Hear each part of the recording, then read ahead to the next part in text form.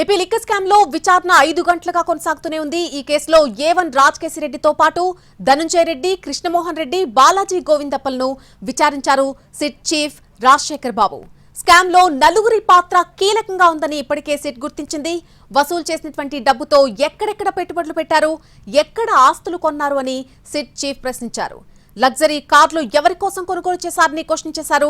నిందితుల కుటుంబ సభ్యుల వ్యాపారాల్లో పెట్టుబడులుగా వచ్చినటువంటి డబ్బుల గురించి బ్యాంక్ అకౌంట్స్ ఆధారంగా ఆరా తీశారు. 2019 నుంచి 2024 సమయంలో నిందితులు కొనుగోలు చేసినటువంటి ఆస్తుల వివరాలను రిజిస్టర్ శాఖ నుంచి సేకరించింది సిట్.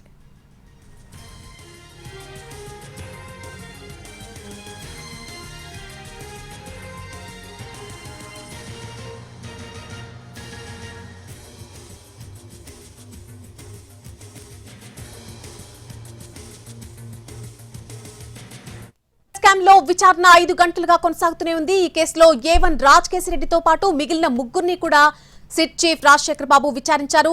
ఈ రోజు జరుగుతున్నటువంటి విచారణకు సంబంధించి పూర్తి అప్డేట్స్ మా ప్రతినిధి శ్రీకాంత్ అందిస్తారు. శ్రీకాంత్, గత 5 గంటలుగా కూడా విచారణ కొనసాగుతూనే ఉంది. వారి డబ్బు ఎక్కడెక్కడ పెట్టుబడులు పెట్టారు, కొన్నటువంటి లగ్జరీ కార్ల గురించి, అలాగే కుటుంబ సభ్యుల వ్యాపారాల గురించి కూడా ప్రస్తుతం అధికారులు ఆరా తీస్తున్నట్టుగా తెలుస్తోంది. ఇంకా ఏ విషయాలు విచారణకు వచ్చాయి?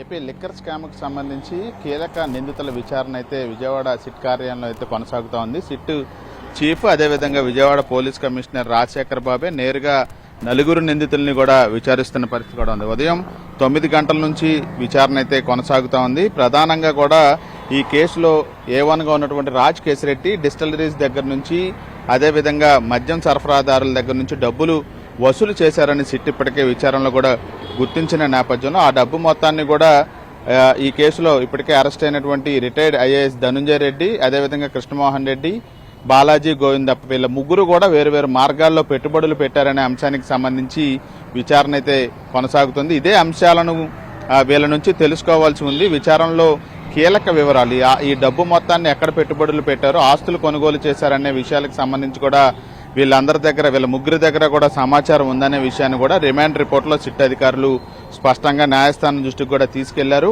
ఆ వివరాలు కనుక్కోవడానికే కస్టడీకి సంబంధించి పిటిషన్ కూడా దాఖలు చేశామని కూడా చెప్పిన నేపథ్యంలో 2019 నుంచి 24 వరకు ఖరీదైన ఆస్తులు, ఖరీదైన కార్లని కొనుగోలు చేశారు. కొన్ని సంస్థల్లో కూడా పెట్టుబడులు కూడా ఈ డబ్బునంతటిని కూడా పెట్టారు. ఆ వివరాలన్నీ కూడా తెలుసుకునే ప్రయత్నం అయితే నిందితుల నుంచి అయితే సిట్ అధికారులు చేస్తున్నట్టుగా అయితే మనకి సమాచారం అందుతోంది. అదేవిధంగా 2019 నుంచి 24 మధ్య సమయంలో కొనుగోలు చేసిన ఆస్తులకు సంబంధించిన వివరాలను అటు తెలంగాణలో, ఇటు ఆంధ్రప్రదేశ్లో రిజిస్ట్రేషన్ శాఖ ఉన్నతాధికారుల దగ్గర నుంచి కూడా ఇప్పటికే సేకరించి వీటన్నిటి వివరాలను కూడా నిందితులకు చూపిస్తూ కూడా ప్రశ్నలు వేస్తున్నట్టుగా మనకు తెలుస్తూ ఉంది. అదేవిధంగా హైదరాబాద్లో 5 రోజుల పాటు ఈ సిట్ బృందాలు కూడా నిందితులకు సంబంధించిన కుమారులు, అదేవిధంగా బంధువులకు సంబంధించిన వ్యాపార సంస్థల్లో పెట్టుబడుల మీద కూడా కొన్ని కీలక పత్రాలు స్వాధీనం చేసుకున్నాయి.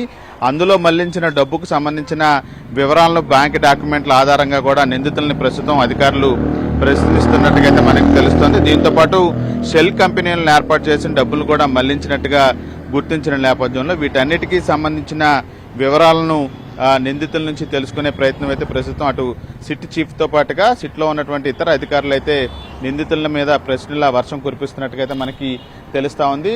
6 వరకు అయితే విచారణకు సంబంధించి కూడా సమయం న్యాయస్థానం కేటాయించిన నేపథ్యంలో మరికొద్ది సేపట్లో 1 గంట తర్వాత ఈ విచారణ అయితే ముగియబోతుంది. తర్వాత వైద్య పరీక్షలు నిర్వహించి సబ్ జైలుకైతే నిందితుల్ని తరలిస్తారు. రేపు ఉదయం మళ్ళీ 2వ రోజున కస్టడీకి అయితే వీళ్ళని తీసుకొని విచారించబోతా ఉన్నారు.